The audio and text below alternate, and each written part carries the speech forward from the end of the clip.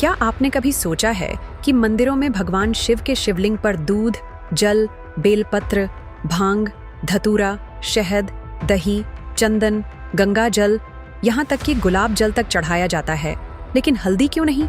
आखिर हल्दी, जो भारतीय संस्कृति में इतनी पवित्र और औषधीय मानी जाती है, उसे शिवलिंग पर चढ़ाने की मनाही क्यों है? क्या इसके पीछे कोई वैज्ञानिक कारण है, या फिर यह सिर्फ एक धार्मिक मान्यता है?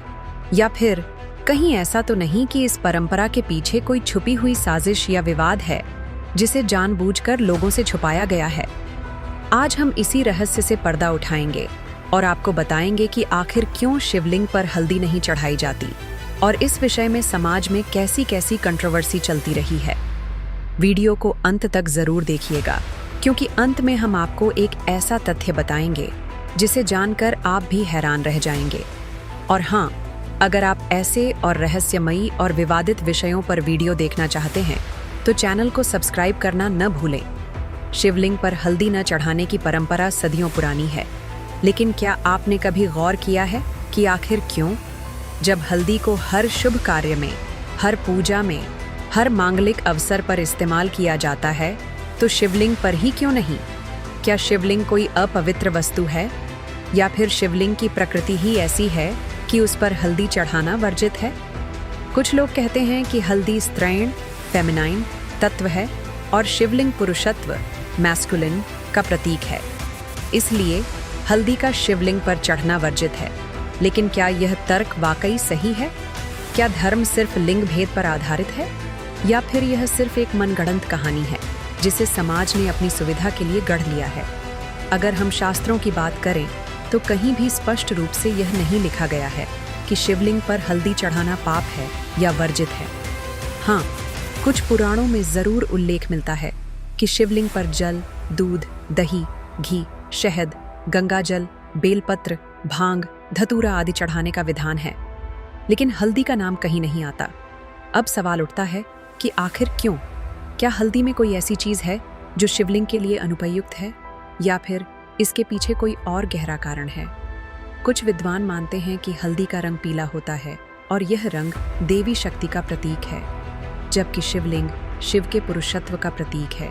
इसीलिए हल्दी का शिवलिंग पर चढ़ना शक्ति और शिव के मिलन का प्रतीक माना जाता है, जो सिर्फ विशेष अवसरों पर ही किया जाता है, जैसे कि विवाह आदि। लेकिन क्या यह तर्क वाकई तर्कसंगत है? अगर शक्ति और शिव का मिलन इतना ही पवित्र है, तो फिर हल्दी को हमेशा वर्जित क्यों रखा गया?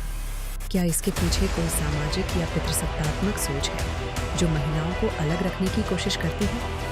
अब बात करते हैं विज्ञान की। कुछ वैज्ञानिक मानते हैं कि शिवलिंग आमतौर पर पत्थर, खासकर काले पत्थर या ग्रेनाइट से बनता है।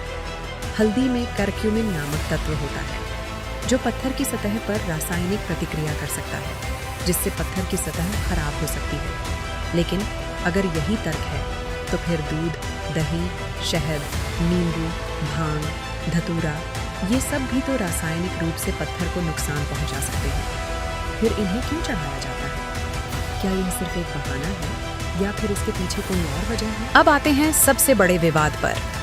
कुछ लोग मानते हैं कि शिवलिंग पर हल्दी न चढ़ाने की परंपरा समाज में महिलाओं को अलग थलग करने की एक साजिश है, क्योंकि हल्दी महिलाओं के लिए शुभ मानी जाती है और हर मांगलिक कार्य में महिलाओं के लिए हल्दी का प्रयोग अनिवार्य है। ऐसे में शिवलिंग पर हल्दी न चढ़ाने की परंपरा कहीं न कहीं महिलाओं को शिव की पूजा से दूर रखने की एक कोशिश है। क्या यह सच है? क्या धर्म के नाम पर महिलाओं को पूजा से दूर रखने की साजिश रची गई है? अगर आप दक्षिण भारत के कुछ मंदिरों में जाएं, तो वहां आपको शिवलिंग पर हल्दी चढ़ाने की परंपरा भी देखने को मिल जाएगी। खासकर आंध्र प्रदेश, कर्नाटक और तमिलनाडु के कुछ मंदिरों में महिलाएं शिवलिंग पर हल्दी चढ़ाती हैं और इसे शुभ माना जाता है। तो फिर उत्तर भारत में यह परंपरा क्यों नहीं है? क्या यह क्षेत्रीय भेदभाव है, या फिर समाज की सोच में कोई गहरी खाई है? कुछ लोग यह भी कहते हैं कि शिवलिंग पर हल्दी न चढ़ाने की परंपरा सिर्फ एक मिथक है जिसे समाज ने खुद गढ़ लिया है। अगर आप वेदों और पुराणों को ध्यान से पढ़ें तो कहीं भी यह नहीं लिखा है कि हल्दी चढ़ाना पाप है, बल्कि कुछ ग्रंथों में तो हल्दी को औषधि के रूप में शिवलिंग पर चढ़ाने का उल्लेख भी मिलता है। तो फिर यह विवाद क्यों? क्या यह सिर्फ एक अफवाह है जिसे समाज ने सच मान लिया है, या फिर इसके पीछे कोई गहरी साजिश है जिसे आज तक कोई उजागर नहीं कर पाया? अब बात करते हैं एक और विवाद की।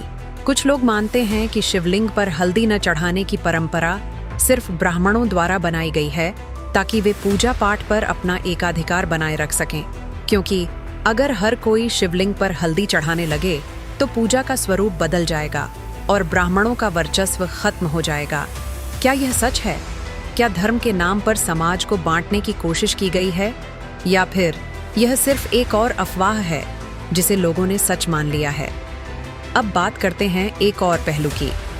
कुछ लोग मानते हैं कि शिवलिंग पर हल्दी न चढ़ाने की परंपरा सिर्फ एक सांस्कृतिक भेदभाव है, क्योंकि भारत के अलग अलग हिस्सों में अलग अलग परंपराएं हैं। जहां उत्तर भारत में हल्दी को शिवलिंग पर चढ़ाना वर्जित है, वहीं दक्षिण भारत में यह आम बात है। तो फिर कौन सी परंपरा सही है? क्या धर्म सिर्फ परंपराओं पर आधारित है, या फिर इसमें तर्क और विज्ञान का भी स्थान है? अब बात करते हैं एक और विवाद की। कुछ लोग मानते हैं कि शिवलिंग पर हल्दी न चढ़ाने की परंपरा सिर्फ एक सामाजिक नियम है जिसे समय के साथ बदल दिया गया है, क्योंकि पुराने समय में हल्दी बहुत कीमती हुआ करती थी और उसे सिर्फ विशेष अवसरों पर ही इस्तेमाल किया जाता था। इसलिए शिवलिंग पर हल्दी चढ़ाने की मनाही कर दी गई ताकि हल्दी की बर्बादी न हो। क्या यह तर्क सही है? अगर हाँ, तो फिर आज के समय में जब हल्दी हर घर में उपलब्ध है तो यह परंपरा क्यों जारी है? अब बात करते हैं एक और विवाद की। कुछ लोग मानते हैं कि शिवलिंग पर हल्दी न चढ़ाने की परंपरा सिर्फ एक धार्मिक डर है जिसे समाज ने खुद गढ़ लिया है, क्योंकि अगर कोई व्यक्ति परंपरा के खिलाफ जाता है तो उसे समाज से बहिष्कृत कर दिया जाता है। इसलिए लोग डर के मारे परंपरा का पालन करते हैं, चाहे उसमें कोई तर्क हो या न हो। क्या यह सच है? क्या धर्म के नाम पर लोगों को डराया जाता है ताकि वे परंपरा का पालन करें? अब बात करते हैं एक और पहलू की। कुछ लोग मानते हैं कि शिवलिंग पर हल्दी न चढ़ाने की परंपरा सिर्फ एक धार्मिक नियम है जिसे समाज ने अपनी सुविधा के लिए बना लिया है, क्योंकि हल्दी का रंग पीला होता है और यह रंग देवी शक्ति का प्रतीक है।